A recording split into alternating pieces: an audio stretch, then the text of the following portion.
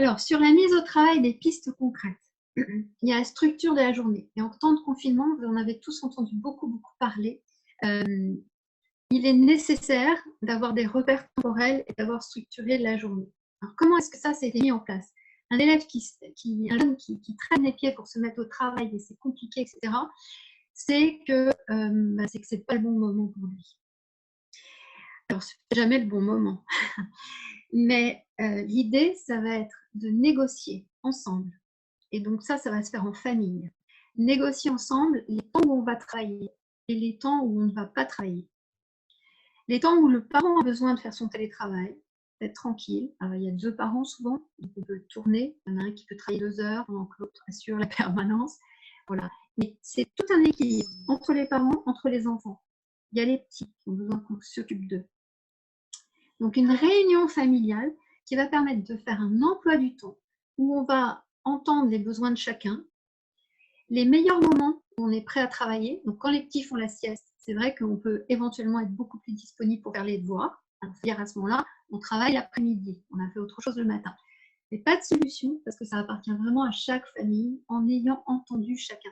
Et c'est cette négociation, cette cohésion, cette écoute commune, la construction d'un emploi du temps qu'on va écrire, qu'on va dessiner, qu'on va suivre une semaine. C'est ça qui va permettre d'évaluer ça marche ou ça marche pas et d'améliorer les choses. Un emploi du temps qui est imposé par le parent qui va dire alors le matin il faut que tu travailles, il faut que tu fasses ci, il faut que tu fasses ça, ça peut marcher, mais ça peut aussi être source de beaucoup de conflits. Une des solutions, c'est de suivre l'emploi du temps en classe. Quand on va en classe, on a un emploi du temps. Donc, le matin, on sait qu'on fait de la géo, ensuite on fait de l'histoire, etc. On peut suivre ça. Quand on est un peu autonome, ça peut être un moyen. Mais ce n'est pas forcément faisable pour tous. Et donc, ça va dépendre vraiment de l'équilibre familial et du temps qu'on aura mis ensemble quand on a besoin d'aide, qui est disponible et à quel moment et comment on va pouvoir s'organiser.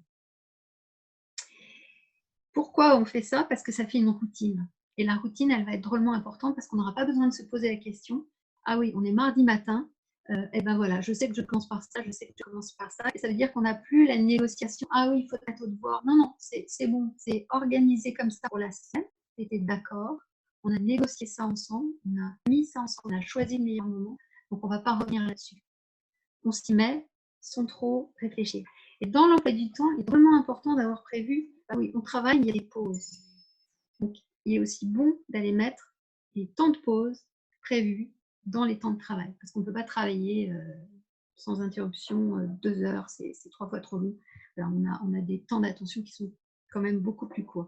Pareil, c'est à chacun de dire, moi, je souhaiterais m'arrêter tous les, voilà, et je suis efficace à ce moment-là. Cette pédagogie, elle implique qu'on va observer comment on fonctionne. C'est vraiment un des essentiels, un des points essentiels. Et puis, prévoir des moments où on va jouer tous ensemble. En fait, les enfants, ils apprennent en jouant. Alors, il n'y a pas seulement les apprentissages scolaires, mais si, quand on a bien travaillé, on se retrouve tous ensemble avant le déjeuner pour faire un jeu, ça va être aussi un moteur extraordinaire. Et dans le jeu, on apprend. Donc moi, je vais beaucoup dire que le plus important, c'est d'apprendre. Et peut-être qu'il faut lever un tout petit peu le pied sur les apprentissages scolaires. Il y a d'autres moyens d'apprendre et il y a d'autres choses qu'on peut apprendre. Une autre piste pour la mise au travail, c'est de préparer le travail la veille. Au lieu d'arriver le matin, d'ouvrir Pronote, etc., les plateformes, de découvrir ce qu'il y a à faire, c'est de jeter un coup d'œil le soir, la veille, et de voir finalement comment va se passer la journée du lendemain, qu'est-ce qui est demandé, qu'est-ce qui sera étudié, et quel genre d'exercices seront à faire. Pourquoi? Parce que le cerveau, il se met déjà à réfléchir à tout ça. Et quand on arrive le matin, finalement, on est déjà beaucoup plus connecté. Tout est prêt, les documents sont sur la table, on a organisé son travail.